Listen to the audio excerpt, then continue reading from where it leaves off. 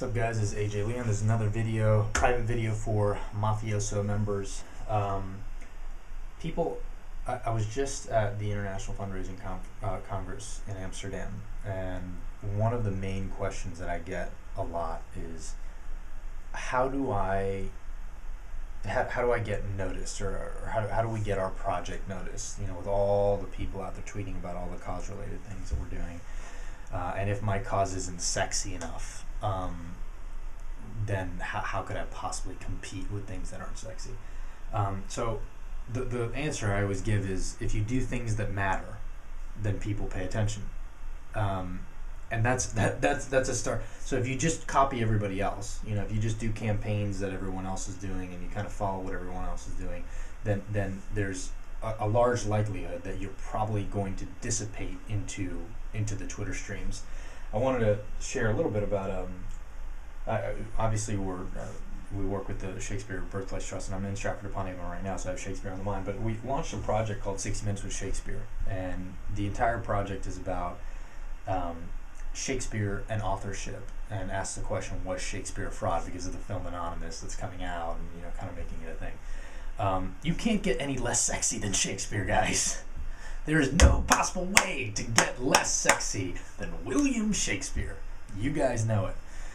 But if you do something, you know, we produced this project in a way where we made it matter on the web. You know, the design of it, the aesthetic of it, the way that, you know, we were asking the question, you know, was Shakespeare a fraud? You use big sweeping statements. Whenever you're launching a project, you know, try to angle it in a way.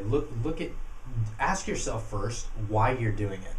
You know, if you're in an organization, whether you work for an agency, there's different people in the mafias, but ask yourself, why does this matter? Why would I read it? What are the elements of it that make me? It doesn't always have to be development work in Africa. It doesn't always have, it could be William Shakespeare. And if it matters to you, figure out, why does it matter? Well, it mattered, you know, why was Shakespeare a fraud? Because Shakespeare was a lower middle class kid from a small town in the Midlands, and not some rich kid who went to university. That's why it matters. So that's the essence of the story, right? And that matters to everyone, even if it doesn't have it, and even if they don't care about Shakespeare whatsoever, because it says something about humanity and what we believe about accomplishment, and whether you have to be a rich kid from a rich background to accomplish anything in this life, or whether you can be the son of two Cuban immigrants and go on to run your own business and all that. So it's a very personal story. That's the essence. And in this 60 Minutes with Shakespeare project, that's what we brought out. So we made a very boring subject not boring by getting to the human element. So it's the same thing whether you're